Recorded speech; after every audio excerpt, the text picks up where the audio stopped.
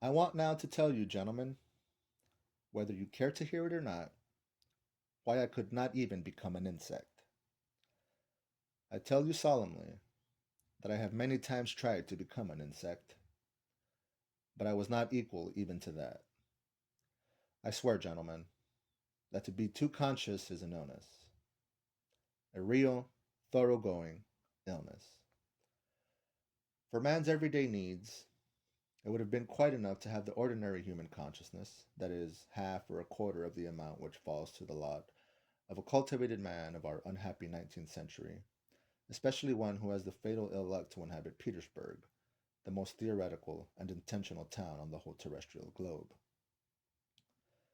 It would have been quite enough, for instance, to have the consciousness by which all so-called direct persons and men of action live.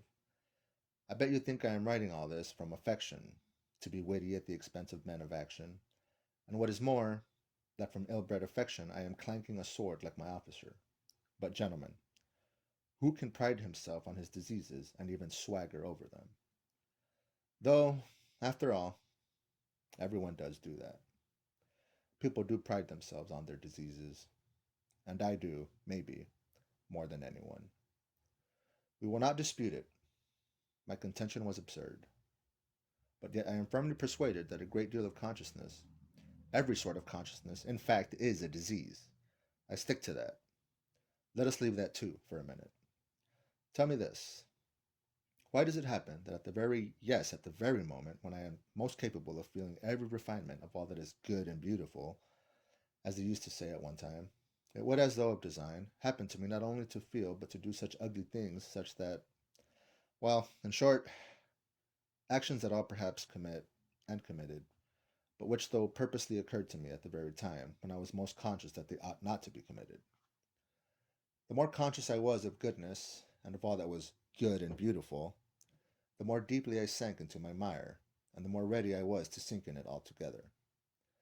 But the chief point was that all this, as it were, not accidental in me, but as though it were bound to be so. It was as though it were my most normal condition, and not in the least disease or depravity, so that at last all desire in me to struggle against this depravity had passed. It ended by my almost believing, by me almost believing, perhaps, and actually believing, that this was perhaps my normal condition. But at first, in the beginning, what agonies I endured in that struggle. I did not believe in what was the same with other people, and all my life I hid this fact about myself. I hid it as a secret. I was ashamed. Even now, perhaps, I am ashamed. I got to the point of feeling a sort of secret abnormal, despicable enjoyment in returning home to my corner on some disgusting Petersburg night, acutely conscious that that day I had committed a loathsome action again, that what was done could never be undone, and secretly, inwardly, gnawing, gnawing at myself for it, tearing and consuming myself to the last, and at the last bitterness, turned into a sort of shameful, accursed sweetness, and at last into positive, real enjoyment. Yes, into enjoyment. Into enjoyment. I insist upon that. I have spoken of this because I keep wanting to know for a fact whether other people feel such enjoyment. I will explain. The enjoyment was just from the too intense consciousness of one's own degradation. It was from feeling oneself that one had reached the last barrier, that it was horrible, but that it could not be otherwise, that there was no escape for you, that you never could become a different man, that even if time and faith were still left for you to change into something different, you would most likely not wish to change, or if you did wish to change, even then you would do nothing to change, because perhaps in reality there was nothing for you to change into. And the worst of it was, and the root of it all, that it was all in accord with the normal fundamental laws of overacute consciousness, and with the inertia that was the direct result of those laws, and that consequently one was not only unable to change, but could do absolutely nothing to change.